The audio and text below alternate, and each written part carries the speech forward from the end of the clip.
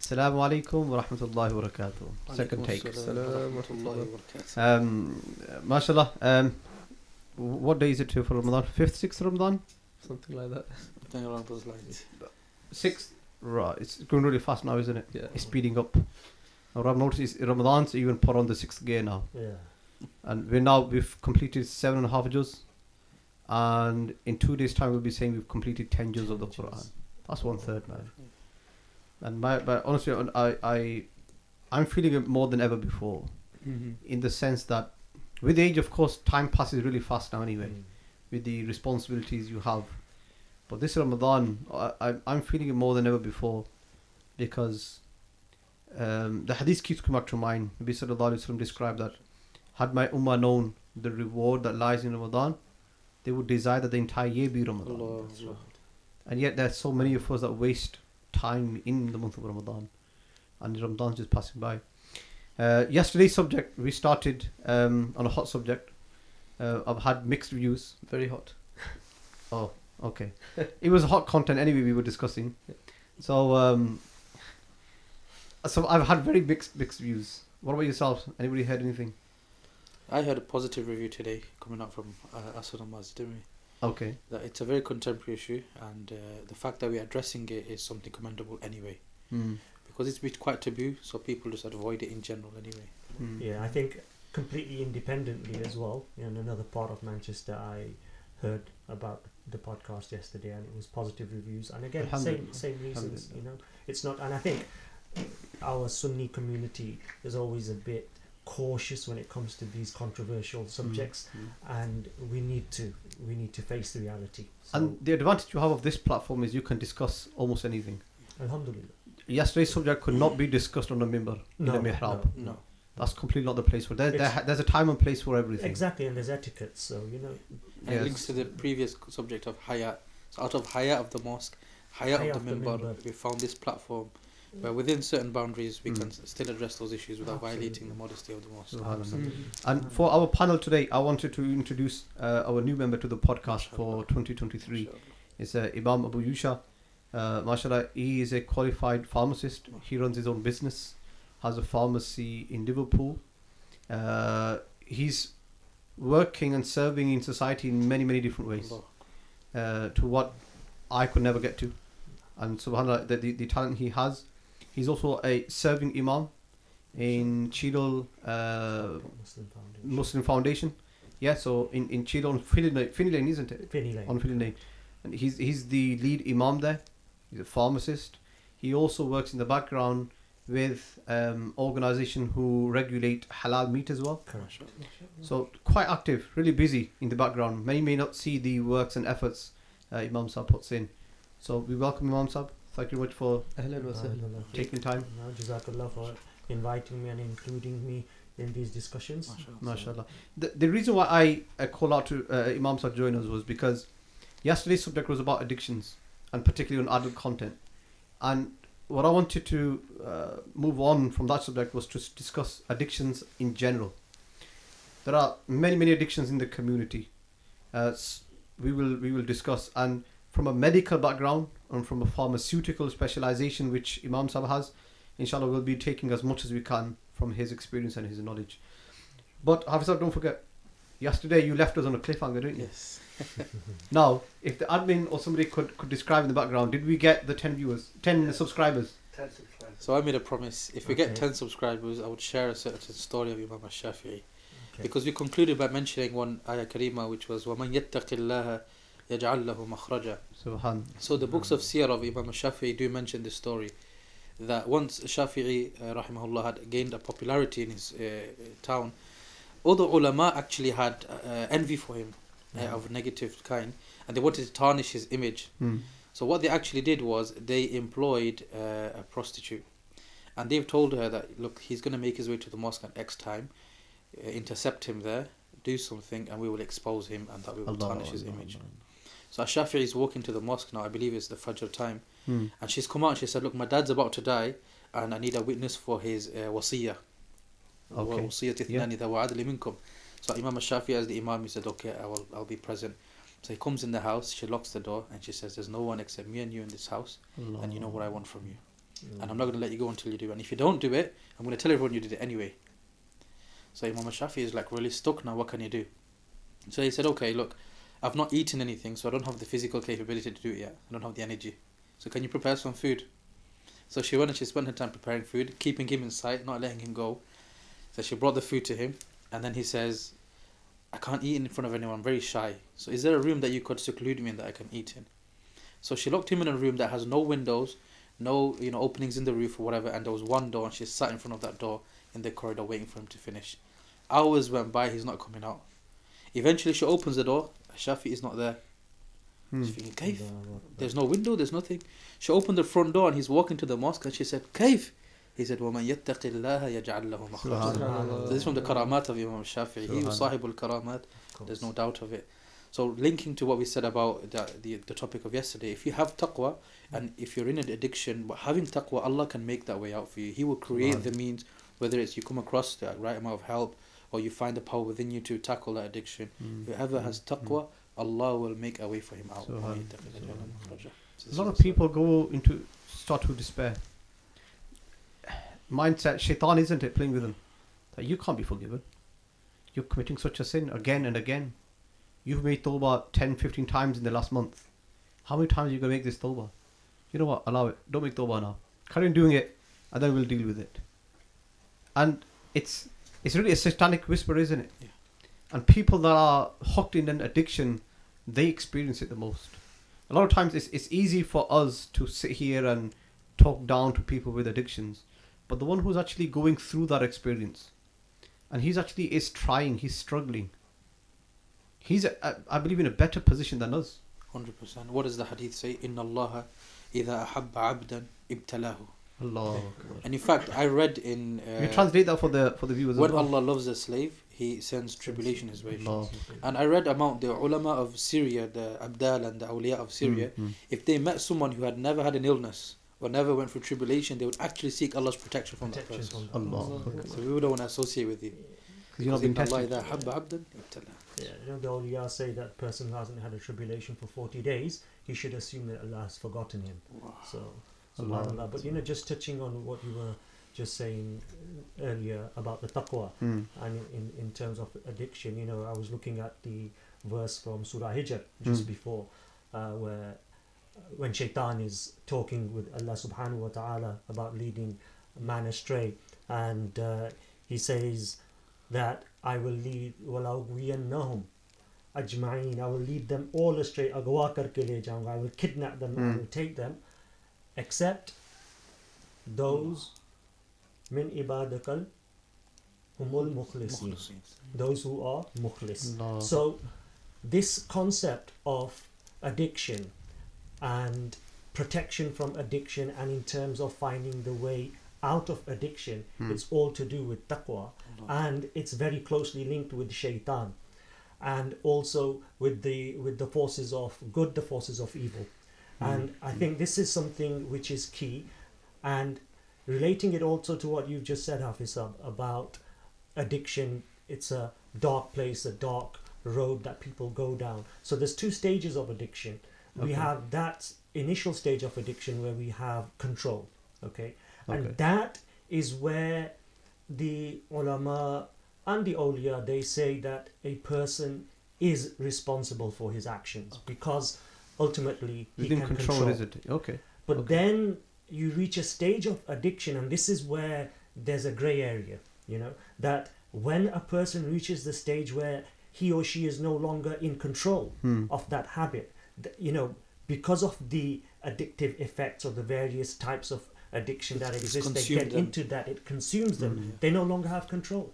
Then are they then culpable in terms of Sharia for something that they no longer have control over? So there's two clear, distinct, aspects of addiction, and we need to recognize and understand that. So subhanallah, I'm very happy when you've mentioned that it's a dark road, and we're very quick to judge, as you said, but if we want to help people, we want to help society, we have to take out the judgment. You have to look at proactively.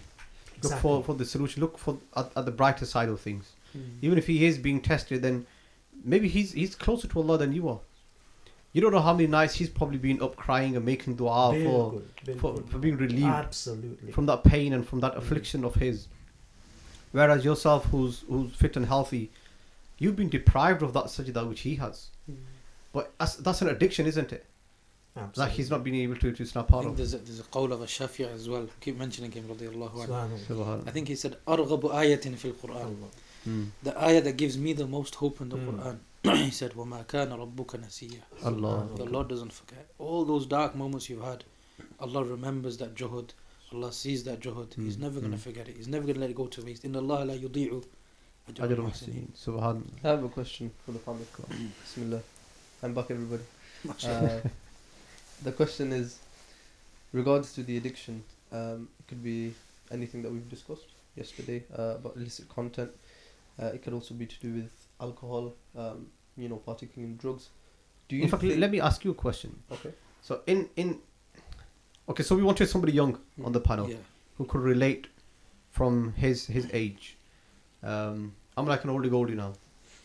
Yeah. So when I see Yeah, salam. honestly when I'm teaching madrasa, Allahu amrak. yeah. So I'm like 15 years older than and I feel like, you know what, if I was at your age I could have done so much. Subhanallah, that's so true. That's so true. I think we Day all by day have- that realization just keeps growing, keeps growing. Khair, Shadi, putting you on the spot. We talked about adult content, illicit content. Which other addictions would do teenagers, youngsters, college, high school students experience? Which other addictions are out there? I think amongst the people that I know, Okay. there's a lot of people who, and people don't actually see it as an addiction, but money. Wow. And I didn't realize this until I got into work myself. Okay. That it's something that blinds you from the truth. Because when you're chasing something it's a means to get things in this world. Once you have money, you can have anything, as they say, except happiness, of course, which is why we have the podcast. The pursuit for happiness. The Yeah, pursuit of happiness. Pursuing it out. And the idea of money at a young age, especially these new forms of money, Online platforms. platforms where you can get access to this money, and the more money you get, your ego is inflated, number one. And number two, once you get that money, it doesn't stop. You don't have a threshold, because nobody's taught you that threshold. Because at such a young age, you don't expect anybody to come over, and number one, nobody would expect you to be making that kind of money, but I know many people who do.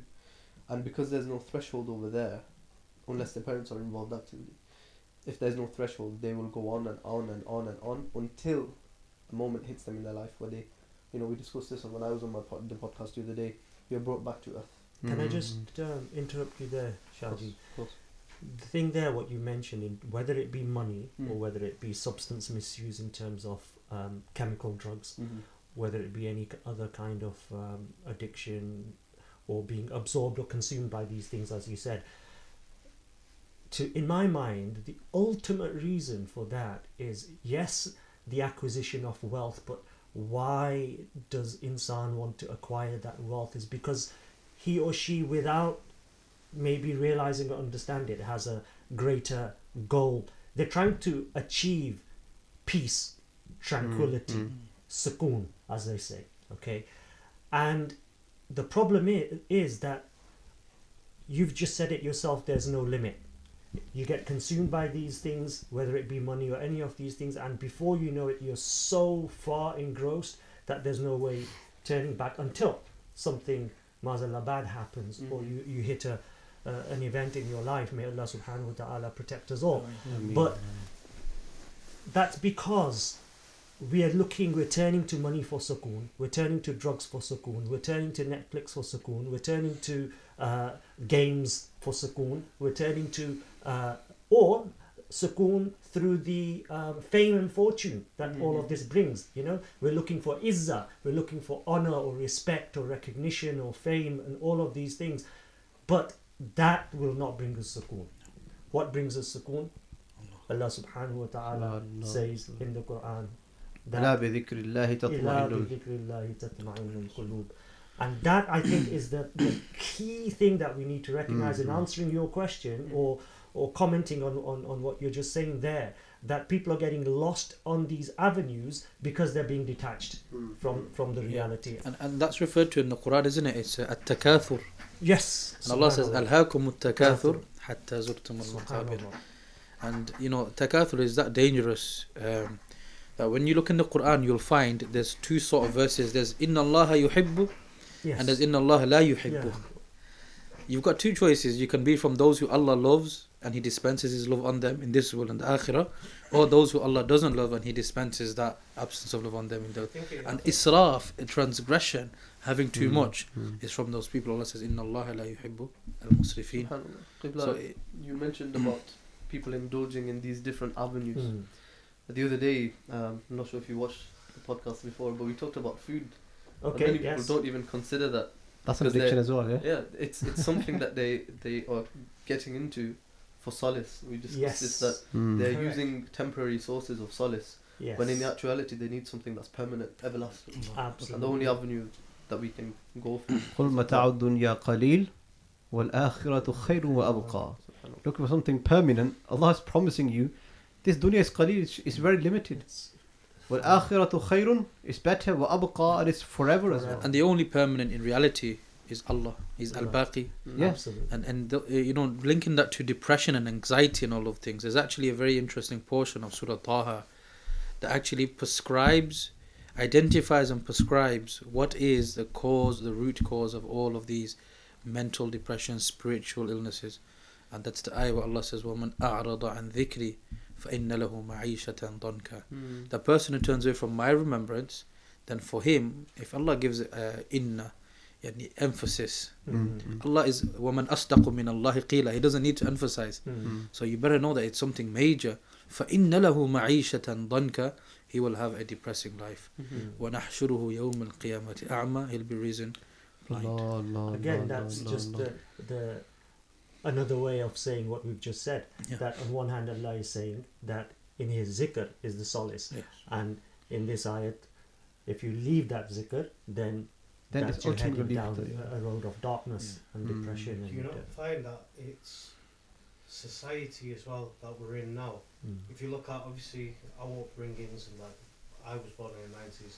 The 90s is when phones first came out.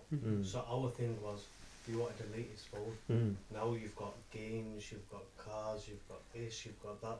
Like mobiles are, everyone has a mobile. Yes. Everyone wants the latest phone. Do you not think that society has a big part to play in that? To repeat the question for the viewers, do you not think society has a part to play in your chase of addictions and phones and cars? Absolutely. I mean, whether you look at it from a scientific perspective or you look at it from a Islamic perspective, science tells us that how are we made up as insan, as individuals, as people. We are made up from two factors. One is genetic, so our genes, we are predisposed to certain things, but then that is a small part of it. Science says that our environment, what we surround ourselves with, that then affects us, our behaviors, our likes, our dislikes. It's that great question of nature versus nurture. Correct. Some things are inherent and some things you've been nurtured into those things. Absolutely. So ultimately, yes, our environment from a scientific perspective is important, but then we all know that soba, the company we keep, the people we hang around with, the places that we go to, all of these things affect us as well. So yeah, it is absolutely. But these are times of fitna, and the times of fitna are going to get worse and worse and worse. There are so many minor signs of the Day of Judgment which are already zahir, which have already made themselves apparent. So we need to understand that, and that's why I think one of the key things is, number one, understanding the problems, and then number two is creating awareness and education about those problems. And that's when we can start to learn, because I think certainly myself as a parent, and maybe some of you are a bit too young to be parents here today, but you speak to any parent, the biggest fear for them is the fitna of society. You talk about, let's say, a society here in the West, living in Great Britain, or you could be in America or Australia, But you go to countries like Pakistan, you go to countries like Saudi Arabia, and they may seem from a distance that they're very Islamic, but you scratch the surface and Allahu Akbar, what's there is incredible. So yes, in answer to that, simply from a scientific perspective and an Islamic perspective, environment is important, and that's why we need to control that. They have that saying in Arabic, al-mujanasatu bil-mujalasati. Assimilation comes with your company. Yes. And I think we can all vouch for that. We've all been in company of each other for a while, and we find when we're in this company, those vices, those addictions that we have, they don't actually happen. I'll give you an example, not to put you on the spot, but you're a vapor, aren't you? So whilst you've been sat in this room, I've never seen you vape. But outside of this room, I'm sure the tendency would come that I need to take a puff of it. And the element of sohbah which Imam Shaafi mentioned, this is why the Prophet ﷺ said, Al-mar'u ala dini khalili, falyandur man yukhalilu. Look at who you actually allow into your close circles. Absolutely. Because the people that you allow in your close circle are the ones that impact you most. Now, brother on my left who's off the screen, who's vaping, keeps coming to the podcast every day. There'll come a point he'll actually snap out of it. Because the sohbah he's in has an impact. Yeah? You feed off each other's energies, don't you? You feed off each other's spirituality in the same manner. They say in life there's drivers and there's passengers. So if you're a driver, pick your passengers. But if you're a passenger, you pick your driver. That's what we need to do. Even Islam has taught us about the concept of sohbah, the company and an environment from the outset. But science now, whether it be social sciences or other types of sciences, they actually tell us that a person is the cumulative effect of the 5 people they spend the most time with. So if you surround yourself, motivational speakers, for example, that talk about how to achieve success and so on, they say that if you surround yourself with successful people, then the likelihood is that you'll be successful. If you surround yourself with people who are unsuccessful, then the chances are that you'll become unsuccessful, and so on and so forth. But that doesn't apply to material success. It applies to spiritual success. It applies to dini success, your success in your ibadah, whatever it might be. Again, going back to as you just said, Hafiz, that I remember watching a video. I mean, if you surround yourself with 5 millionaires, you'll become the 6th one. Yeah. If you surround yourself with 5 scholars, you'll become the 6th one. You surround yourself with those that perform the daily 5 salahs, you'll be the 6th one that will do it as well. And those that are very close to those 5 that you said that you allow into your close circle, are those that impact you the most. Absolutely. And even in their absence, that knock-on effect continues. It continues. And that's really what we want to hit in. And people that have addictions and are trying to get out of those addictions, there's the science aspect of it. Yes. Any information on that, Imam? So because a lot of when you search online about these addictions, maybe vaping, maybe adult content, we said there's modern, the balloons, what they called, the canisters refers to as laughing gas. The laughing gas, yeah. You see those thrown all over on the roads. Youngsters are taking this stuff. Actually, whilst we're talking about that, I think they are in a attempt to ban them in this country, or I'm not sure if they've already. I've seen the post. Yeah, or if they've already gone ahead. Yeah. So they're legislating for that. When you read on these addictions, a lot of the responses we find online they all hover around mental health. Yes. What's the depth in that? First of all, when it comes to addiction, we need to understand that there's sort of 3 aspects to addiction. The first aspect is this sort of binge or intoxicating effect. So people, why do people take illicit drugs, or why do people get so engaged with illicit adult content or things like that? Because there's the binge, there's that intoxication, whether it be that intoxication of mind or whether it be intoxication of the experience. For example, it's a release of dopamine, isn't it? Correct. That dopamine rush is what they're craving. There's that chemical rush that they get that gives them this high feeling of goodness, feeling of being elated, euphoria, etc., etc. So there's that, seeking that, and then the second aspect of it is, well, when they come out of that zone or that high, so to speak, and then they are on a down. And when they're on that down, then they start to feel the complete opposite, that sadness, that depression, that those kinds of aspects. So now they're going to fill that void. Correct. And then the third aspect is withdrawal.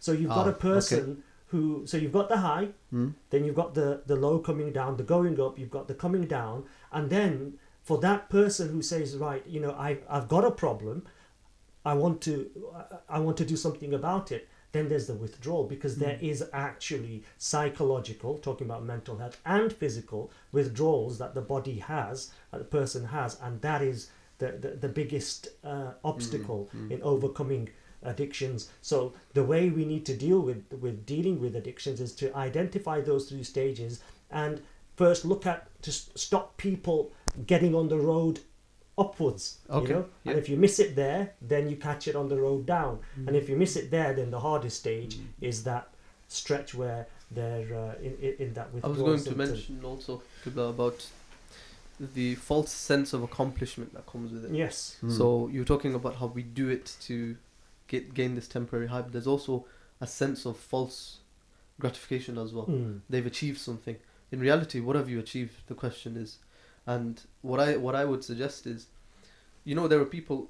My question earlier that I was going to ask that I just remembered now is, do you think the people who indulge in these addictions actually enjoy it? Because I have a feeling that they don't. But I feel like there's an initial enjoyment.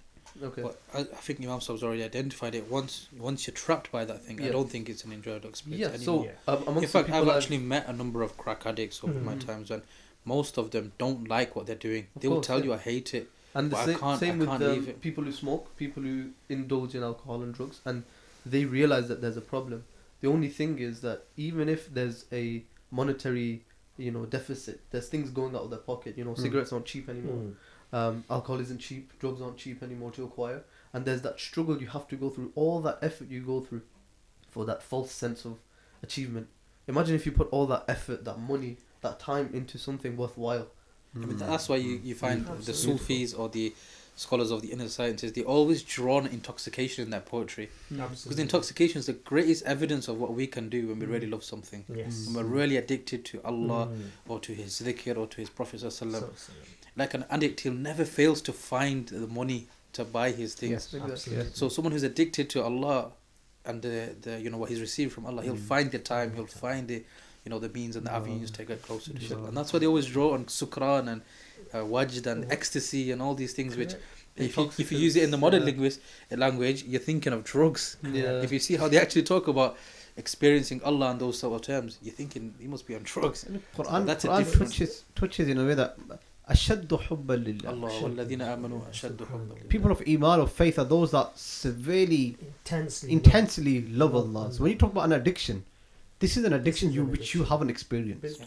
But once you have experienced it, for example, people that, if we're in Ramadan, alhamdulillah, people that have an addiction, maybe spend 10 nights in itikaf, and that addiction, that rush you get with Allah on your own, if you can get onto that high, you'll forget about every other high that the world can actually ever give you. من ذاق عرف. Once you tasted it, now you know. Now you know. Only what not, the whole only thing's then. about. This is it. I mean, one of the key things that I learned from my Buzurgs was that when I make dua, I always make dua to Allah subhanahu wa ta'ala that give me the lazat, the sweetness of your ibadah. Because why? What is the motive when we do something? Again, coming back to finding solace or finding peace or tranquility or enjoyment or all of these things. Why do people watch TV? Why do people get into addiction? Why do people? Because in the outset, there's that enjoyment, there's that fulfillment, there's that solace and so on. Sense of achievement. Sense of achievement. Yeah.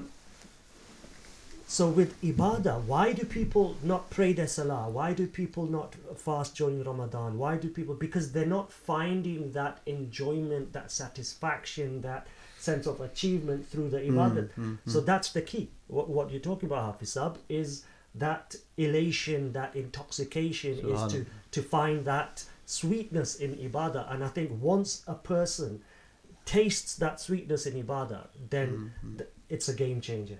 And the best time to experience that sweetness is when you're young. Absolutely. A lot of people we see only get into that sweetness and start to have that flavor when they're plus 40. By then, they've experienced everything that they wanted to experience. Absolutely. And it's like, for them, it's now that downhill period, isn't it? Yes. They've peaked from between their 20s and 40s. Yeah. Now they're working towards the akhirah, and now they start to feel that pleasure in the dhikr of Allah. Whereas we know, like the hadith describes, from the 6 people that will have the shade under the throne of Allah on the day of judgment, Absolutely. is that man who makes a tawbah at a young Tawbah. age. Yes. And he starts the worship at a very, very young age. And especially for the youngsters, a lot of, our viewing, which we are trying to capture here, are the youngsters, are the teenagers, or even in the 20s and 30s and 40s, the English-speaking audience. A lot of them, we see that they're not so present in the masajid. And when you have that halawa of iman, Yes. then, al-mu'minu fil masjidi kas-samaki fil ma'. Then you'll be like the fish that's in water, and you can't be removed from the masjid. I remember a riwayat which I read about Hazrat Hassan Basri, rahmatullahi ta'ala alayhi. He says that obviously he had many students and many Moeeds, and it's a bit of a long narration, so I'm going to shorten it for the purposes of the podcast. But he had a disciple, a Moeed, who was a very sort of successful businessman involved in the dunya, and Hazrat would say to him all the time, do tawbah, make tawbah, make tawbah. And he said, Hazrat, I'll do it tomorrow, I'll do it tomorrow, I'll do it tomorrow. One day, morning at Fajr time, this Moeed, this businessman, came into Imam Hassan Basri's presence and said, Hazrat, crying, he said, I want to do tawbah. I want to do tawbah. Give me your hands. I want to do tawbah. So Hazrat said to him, what made you do tawbah now? I've been saying to you for so long, the likes and status of Hazrat Hassan Basri. He said, what made you do it now? And he said, Hazrat, a 12-year-old boy made me do tawbah. And he said, how did a 12-year-old boy make you do tawbah? And he said, what happened is, a few days ago, I was in the marketplace, I'd bought lots of goods, I needed somebody to help me. So I went to, even in parts of the third world countries, there's bazaars or streets, corners or areas where the labourers sit. And if you need a labourer, you go there and you can pick one up easily. Yeah. And you do a deal. This is how much. So he said, I went to the marketplace. There were labourers there. I had lots of stuff to carry. So there was this young boy, and he said I was just drawn towards him. He had this nur and this kashish. So he said I went to him and said I need a labourer. He said fine. I will take 3 dinars, and I will do whatever you ask me to do. Okay. I said fine. So he said the young boy, he was 12 years old, 11, 12, 13 years old. He took all the gear, put it on his, on his shoulders, on his back and so on, and we started walking. He said as we were walking, the azan for Zohar went, and he said, the young boy said, sir, can I go pray my salah? He said, of course. The man said, I waited outside the masjid. Look at that. He waited outside while the young boy went inside to pray. He went inside to pray, and he said, just 3 or 4 minutes later, the young boy came outside whilst everyone else was still inside. So the man says, I said to him, why have you come out early? And he said, sir, because I prayed my farz with Jamaat and I left because I didn't want you to think that I was running away from my work. Okay. The man says, when I heard this, it struck me that, wow, what a young boy individual with this character. He said, then as we were walking, the young boy started to sweat, and I could see he was getting tired. So he said, I said to him, give me some of the load, let me take it off you and help you. And he said no. 2-3 times that I asked him, and in the end he said, look, if you take some of this load from me, I'm going to have to charge you less money. I've done a deal for 3 dinar. It means I am not doing my duty fully, so I will not accept full payment. So the man says, I let him carry the goods. He said, when we got home, he said, I said to the young boy, wait outside. I went inside, said to my wife, give me 3 dinars. I need to pay this young man. And he said, when I went to my wife, I told her what a great young boy he was, his taqwa, the nur, the how he was so efficient with his work and so on. He said that my wife said, invite him for lunch. He said, I went outside and said to my wife, is saying, come inside and have lunch with us. And he said, the young boy said, excuse me, not today, another day. Said, when I insisted several times, eventually he said, I can't eat, I'm fasting. And it was Gairi Ramadan, it wasn't even Ramadan. Said, I was struck even more when I saw this. And he said, okay, at least come and have iftar with us, then evening meal. So he said, the young boy said, fine, look, I've made my 3 dinar, I'm going to the masjid and I'm going to remember my Lord. He went to the masjid, the time for Maghrib came. The man says, I went to the masjid, I saw the young boy, and the young boy said, come home with me. He said, now, I've already done my iftar, I've opened my roza, let me pray Isha, and I'll come for the evening meal to your house. The evening meal came, the young boy went to his house, and in the house they sat, they ate.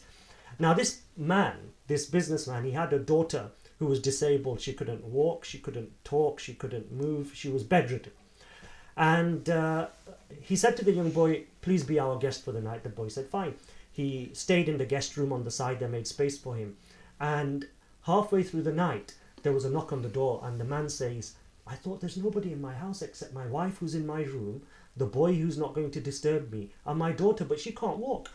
He said, I thought, is there a thief? Is there a robber? Someone in my house? He said, when I opened the door, my daughter was stood there.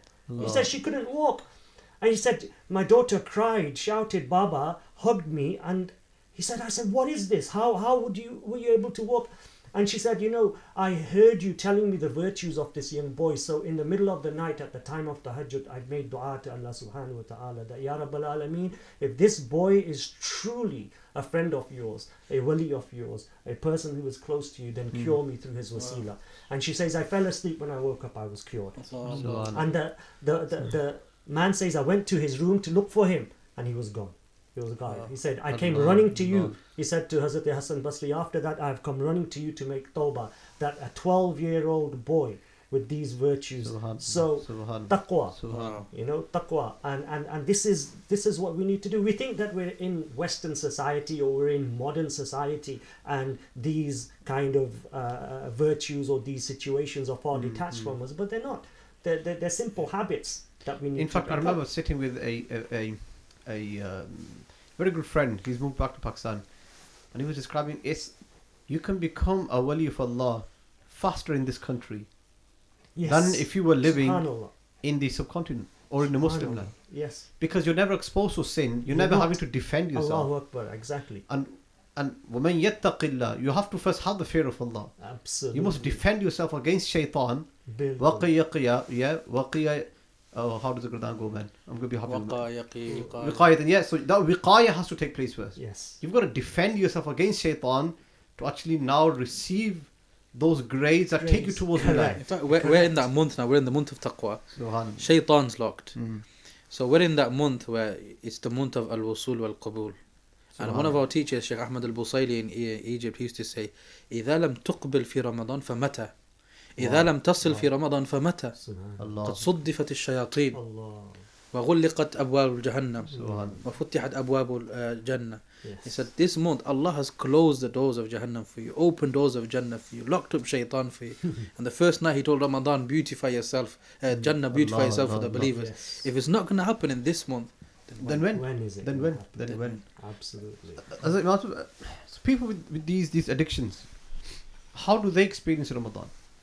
Look, I deal obviously with substance misusers, people who are trying to come off, substance misuse. Any in particular in Ramadan? Heroin.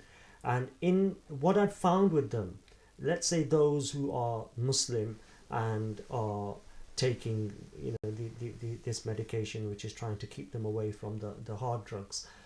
Unfortunately, what you find is that they're unable to actually benefit wholly from the month of Ramadan because of their addictions, because they're unable to, you mentioned vaping or smoking and so on and so forth. We know how smokers find it so difficult during Ramadan, but they get through the day. As soon as it's iftar time, they're stood outside having their cigarette and so on, getting their fix.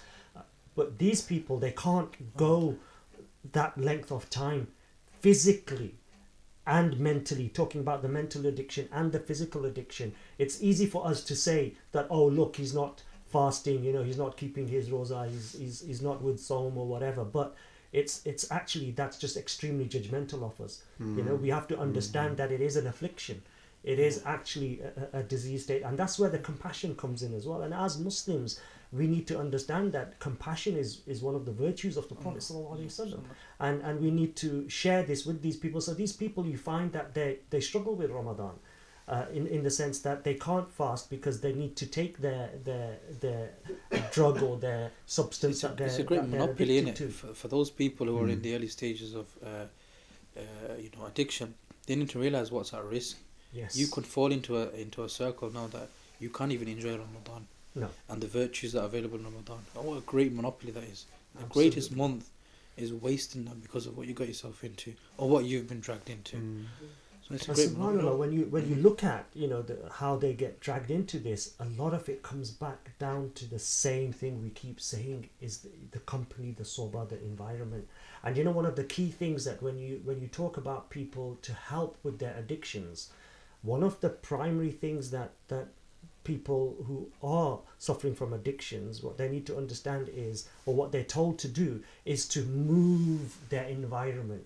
So if they're living in an area where they've got friends, they've got associates, they've got people around them or their neighbours who are engaging with them on that level, in that addiction, whether partaking with them or encouraging it or creating the environment for it, then what they should do is take themselves and again hijrah for deen, and for parents who have children who are being afflicted by addiction, this is one of the things they need to consider, is that do I move from here? Do I move out of the area? Do I go to the other side of the city, or do I go to a completely different city? Do I go somewhere which is closer to the masjid? Do I go to somewhere, Also, isn't it the case that no matter where they move to, they will find people like that? No. Because your nature will attract those people. You'll go out, hunt. Yes. For where... You've reduced the likelihood. Yes. It's difficult. It's about probability. You're changing someone's environment. By changing someone's environment, you're putting them, especially these people who are now vulnerable, you're now putting them in a situation where they have nothing, they have no one, and they're starting a new I don't life. think we're saying that's the total solution. Yeah, it's that's part not. of it. It's part of the It's solution. part of it, yes. But at the same time, it can be quite hard for someone.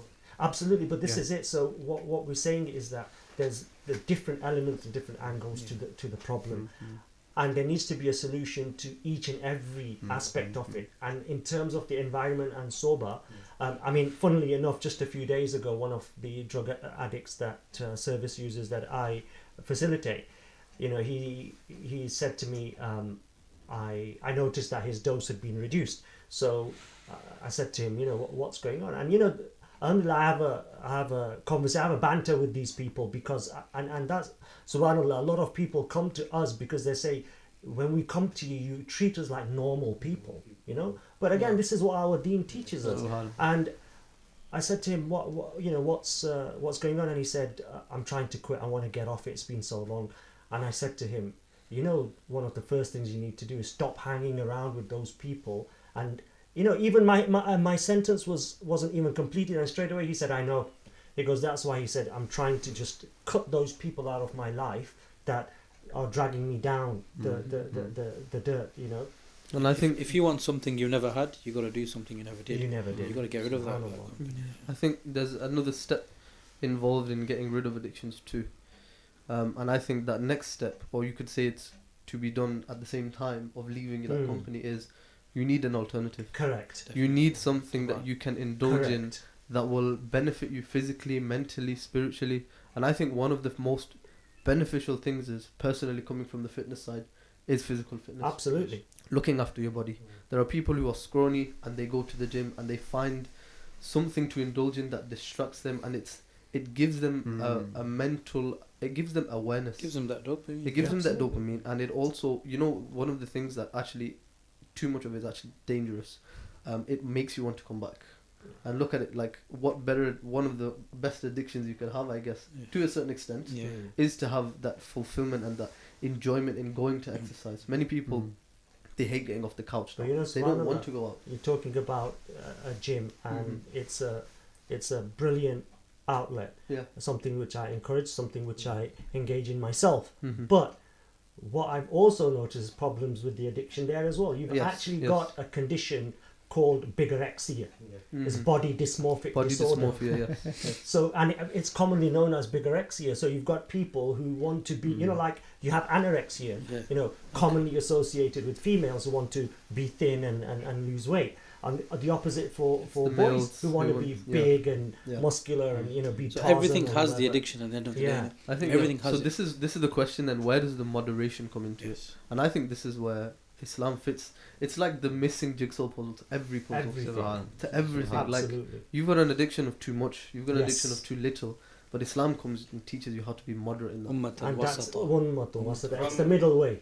From the people that I've been around, especially the young people, we used to call them young bucks. But the people that I've been around, some of these addictions that come in, it actually stems from boredom. from being lost, not having a Yes, path, guidance. not having that guidance. Absolutely. And Well, that relates to Suhbah. If we track classically, did the Muslim Ummah face these issues? One thing that was extremely prevalent in Islamic society was the idea of having a Murshid. Yes. The idea of always, whether you're a lay person or you're a learned person, you'd always have a spiritual guide. You'd always have to sit in his company. And they were tasked with various things all the time. So society's lost the value And for what's- having a spiritual And what's the guide. verse of Surah Kahf that says that for the person who does not have a murshid, Yeah, وَمَنْ يُضْلِلِ اللَّهُ فَلَنْ تَجِدَ لَهُ وَلِيًّا مُرْشِدًا. And the ulama say whoever has no murshid, then shaitan is his shaitan is his murshid. so my lifestyle before. So from amongst those who are misguided are those who do not find a murshid, a guide. A spiritual And guide. then and then the ulama and Sufiya say that he does not have a guide. Shaitan is his guide. But this is, again, when you come to substance misuse and drugs and things like this, when people are taking something up their nose or through their mouths or inhaling it or in their veins or whatever it might be, what we need to understand is that, yes, there's the scientific side of it, there is the pharmacological side of it, the dopamine that you mentioned, there's that high. But ultimately, what are they doing? They're injecting shaitan into their body. Or they're inhaling or snorting or whatever. Because, and we don't literally mean shaitan, of course, but what we're saying, because all around us, we have forces of good, we have forces of evil. Okay? There's a hadith, shaitan yajri fi bani Adam, majra ad-dam. Dam He runs through the blood. in- yeah. Bilkul. That's it. a literal implication of that. Literally, It is. it just it is. flashed in my mind. Subhanallah, you're absolutely Can I right. ask you a question? We'll come back to that in a Yeah. second after this If question. you being a pharmacist, Yes. do you find that some people have addictions when it comes to normal pharmaceutical drugs as well? Yes, look, there's medication which you can buy over the counter, okay, in pharmacies, which can cause addiction as well. Because look, painkillers are a big one. There's certain types of painkillers, and I'm not going to go into too much detail on air because I don't want to encourage people to say, oh, let me try this in that way. But there's certain common medications that people do get addicted to. Isn't there one that's that I've amongst my generation, especially in the music, when I used to listen and indulge into it, called lean. And I don't know what it consists of, but it's like Lean. Yeah. Yeah. Something like that. Then Absolutely. cough I syrup, know which you can buy- exactly what you're referring to. Yeah. I mean, I didn't know the street name The for street it, name but I is- know yeah. what medicine you're referring to. But as I said, I'm going to refrain from advertising All right, okay. and saying the name. But the point being, yes, there's common medication that people can get addicted to, and what they often do with it is just mix it in certain ways. Again, nothing out of the ordinary or nothing illegal even. You can legally buy these medications. They call it legal high. Yeah. Getting a legal high. So Yeah. using legal drugs, over-the-counter Right, drugs, so and creating something. yeah, so there is. But again, whilst I'm on this platform refraining from mentioning those things, the thing is, ultimately, they do need to be mentioned because we need to create awareness that, look, be careful from those things as well, from those, not just those the hardcore drugs, so to speak. This is what I was trying to get at, because I used to do a lot of homeless projects. Okay, so I met a lot of subhanallah. people who are on hardcore drugs and Yes. have tried to get off it, but Yeah. a lot of them, I find that some of them have started just from normal Yes. pharmaceutical Yes. drugs, Yes. from something so small, Yes. then lost everything, ended up on the street, and Yes. some of them only take crack, heroin, Yes. or alcohol even, just to stay warm. Yeah. And Yeah, this is common amongst homeless people. Homeless people, yeah. And there's so They many will people- actually take alcohol to, blot out the pains of being homeless, or the cold weather, the harsh conditions. So they'll obviously actually take mentally as yeah. well. Yeah, in state of intoxication. society. obviously. Comes back to society. Society. I think there's a message that needs to be put out as well, and it's about it summarizes everything we've said, and it's from a quote, and I heard it on YouTube Short actually, and it talks about the interview is asking, what advice do you give to those who can't see a way out? They're in this pit, this dark pit, and Yeah. they're looking for the light at the end of the tunnel. Yeah. And the quote from the book, the horse, the boy, the fox and the mole, or something like that. And it says, so the horse is with the boy, and they're in like a forest, and the boy says, I can't see a way out, can't see a way through this, this forest. And the horse says, can you see your next step? And the boy says yes, and then the horse says, just take that then. Mm. So in the midst of, like, I know it's a it's a Yeah, book and It's a it, cliche, it's a cliche kind of thing, but it's the it truth. applies to real life because we Absolutely. talked about the It does. steps that we need Yes. to take.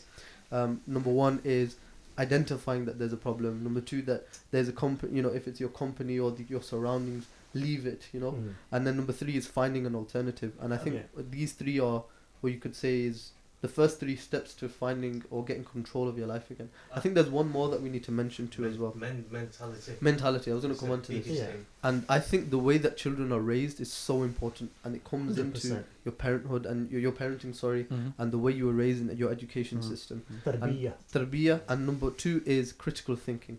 Because I think, Hafsab, you mentioned in the khutbah, if we were raised as non-Muslims, would we find the light to come to Islam? Mm. And the question is, with the right kind of critical thinking and the hidayah from Allah subhanahu wa ta'ala, Of you would. course. But without that, we're the same as everybody else.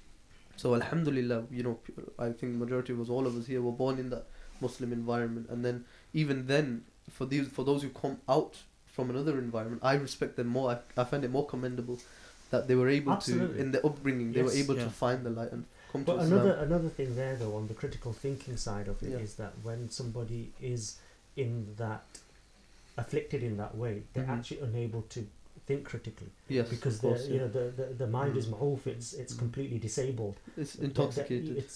And even outside the state of intoxication, I mentioned the withdrawal or that downslope. Even Yeah. when they've come off the Yeah. high, they're no longer intoxicated. They're looking for the next hit. They're Wow. looking for the thing, or their physics. So even people you mentioned about general pharmaceutical medication, people that get addicted to that, when they don't get the medication, they have severe physical problems. They have from everything from diarrhea to there's something which is called restless legs.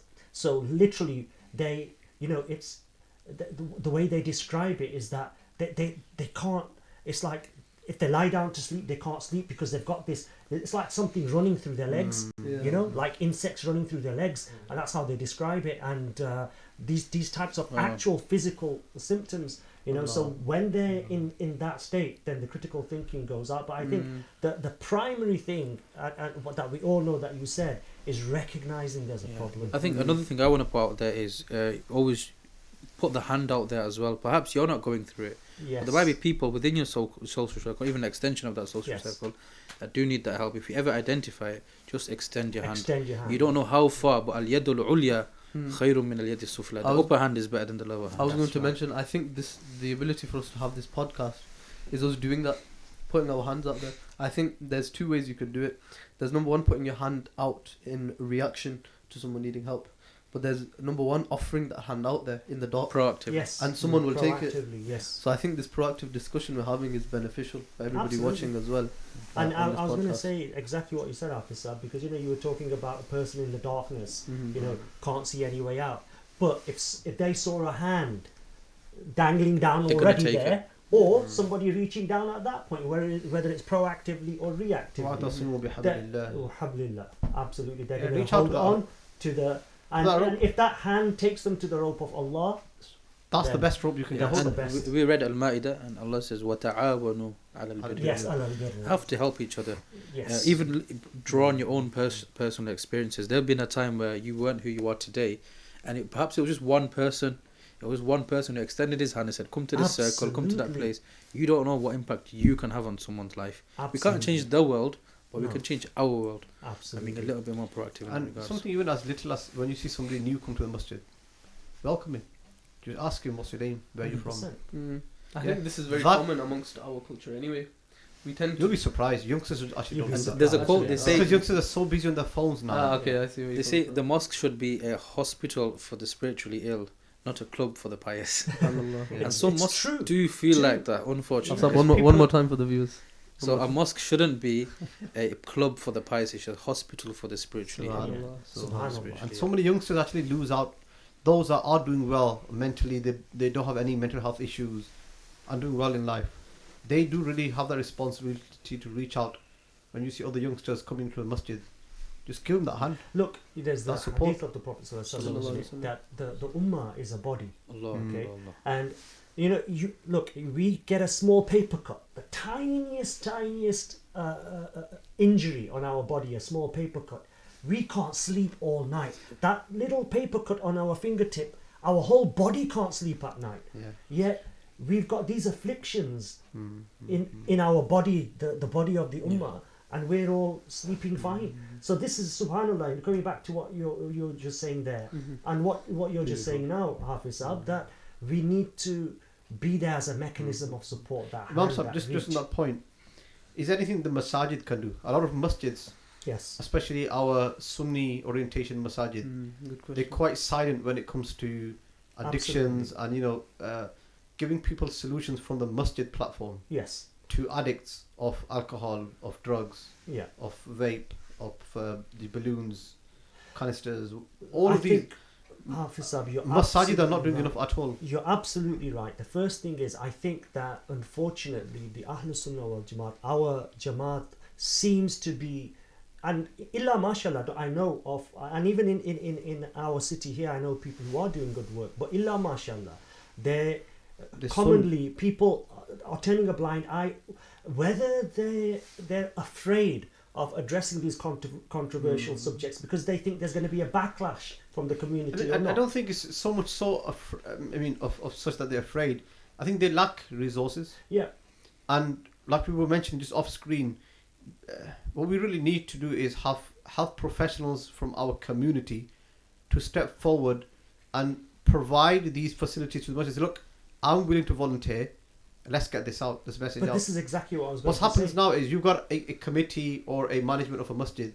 They're doing whatever they can within their circle. Yes. And their main priority is the day-to-day running of the masjid. Yes. If you have volunteers that have that specialization in these, and they say, look, let's work on a small initiative. Let me take the lead on it, or you take the lead, and I'll support you guys. And you can have these little setups because the highest to one stat that I was reading in prep for this, one of the highest usage is in our subcontinent community, Muslim community. Longsight right now is booming. Yes. Yeah, Longsight, Gorton, these areas, all of the leading, our community, Muslim community leads the all of this drug community. But this is exactly, I agree with you. And they're all Hafiz Saab. Muslims, they all come to our masjids. So this is what I'm saying, absolutely right. The first thing though is that from culturally, this issue that I've mentioned, whatever the reasons may be, okay, we need to overcome that. And I think this is where, as you've touched on several times, bringing in the younger generation. I think we're also at a very good turning point, correct me if I'm wrong, but there's many masjids that have turned around totally, where if you do come forth, you will find the committees of those mosques to be very accepting. Yeah. There are a lot of more younger or more aware mosques there are now. It's growing. So those Muslims who are out there who feel you do have a penny that you can give or something to offer, approach your local mosque. You will find, to your surprise, that they will actually facilitate. Yeah, and there's actually something we did in terms of the masjid that they incorporated in summer, which was the summer schools. And they got Brazilian Jiu-Jitsu classes. Yeah, they had those going out to, as we said, Alton Towers. This was an outlet. Football as well. Yeah. This was an outlet for people my age and younger who needed, that hand. Who at home they were going to be bored, and I guarantee you, like you said, boredom is one of the reasons that people decide to indulge in it because they say, oh, you know what, let's try it. Yeah. They have nothing. They've got nothing better to do in their life. They have a saying in English: "An idle mind is the devil's workshop." This devil's workshop, absolutely. An idle mind is the devil's workshop. So with our masajid, we need to first of all create awareness amongst the people who are in admin, and then secondly reach out to our community as you've just done here, on this platform, that if there's anybody out there, with medical background, with psychological background, with the sociological backgrounds, all of these, and then we can put mechanisms in place. Yes, it might not be on the minbar, it might not be in the traditional setup of the masjid. Why? Because there's the sanctity, there's the adab of the masjid that we have to consider as well. But we can have a classroom on the side. We can have workshops, and this is exactly what we need. One thing exactly what we need is we have a lot of professionals, etc. We do. Subhanallah. We don't have enough people who have been involved or have the experience where they've had mental health issues. Do you know, First-hand experience. something came to my mind once. You know You'll the be surprised. Jummah sermon. Do you find any time in the week where that number of professionals are gathered in one room? No. In No. any other social No. circle or religious circle? Somewhere like No, MCN, Great platform. and you've got to all really the grow. MRI doctors are coming. 100%. Majority perform salah at MCN. 100%. You've got lecturers from local Absolutely. universities or everyone's there. We need to sort And I of think rally the forces with other imams who are watching as Yeah. well. Avengers Draw assemble. on your congregation. There are actually amazing 100%. people amongst your No, congregation. absolutely. And yet, just coming back to what you were saying, that how many people have actually first-hand experienced or know somebody who's experienced those, you'll be surprised. Mental health now, mental health problems is the biggest problem. Even talking above addictions and illicit drugs or adult, mental health. And yes, all of this impacts the mental health, but for various reasons, mental health is a big one. So we might not be aware, but I am certain that every single person in this room knows somebody who has suffered or is suffering from mental health problems, but because it's such a taboo in our culture, people don't talk about it. And So not that's at the the same problem. time- It's people who have mental health issues. If they approach someone who hasn't had a mental health issue, they find it hard to relate to them, Yeah, hard to talk to them about it. but that's where the training comes in. That's where we need the professionals who are trained, in that regard. So, like we're saying, in our congregations, all those people who are professionally trained in various aspects that we've talked about today, if they can give us half an hour of their time, once a month, whatever it might be, and goes a long this is how we Great word, build Gordon. this. Great word. I think also what you mentioned about the workshops, I think we need a little bit more of an online push too, simply because technology is everywhere, and the fact that we have workshops in the masjid, they are appealing, don't get me wrong, but if I'm talking about my generation specifically, if there's that outlet online where there's that discretion, I think maybe if we're talking about addiction specifically, I think people might prefer I that think because of there's the two things. anonymity. You don't have the Fair enough. face in front There's of two you. things I'll comment on that. The Yeah. first thing is that yes, I do agree with you that the day and age and the digital. I mean, look what we're doing here. It's a podcast. It's digital media, isn't it? Okay. Subscribe. So, subhanallah. But so yeah, I do agree with you. However, coming back to the thing, call me old school, call me whatever you will, but sober company. I will say that I learned more being in the company of my teachers than I did through the books. Yes. And even that change that we're talking about to spark in these kinds of situations, that change comes with the interaction. It can even come from a glance of a wali. Absolutely. A glance of a wali Absolutely. can purify your innards and you wouldn't even know it. Absolutely. So yeah, I agree with you. But so the way I tend to do it is if for example in a few days I'll be hosting a workshop on zakat, pertinent to the month that we're in. But what I always do is I broadcast it online. So for those people who want to come and engage Fantastic. physically, face to face, fantastic. Otherwise, we have somebody admin who will be there checking the questions online and coming to me and saying, "Oh, there's this question, there's this question." We try. So I think it's a combination of both. Combination of both Yeah. is the way to go. Mashallah, 100%. mashallah. I've fully enjoyed this one session. Mashallah. Really I informative. think it was the panel. Yeah. Subhanallah. So We'll make a good team now. And inshallah, we'll continue discussions. We'll be inviting Bamsa back Inshallah. with another interesting subject someday. Inshallah. But as for today, inshallah, give us ijaza. Take care of yourself and remember us in your du'as. Like and subscribe, share with Make your dua friends. for the ummah at large. Make Yeah. dua for ummah at large. Make dua for inshallah. the ummah. Assalamu alaikum wa rahmatullahi wa barakatuh. Assalamu alaikum.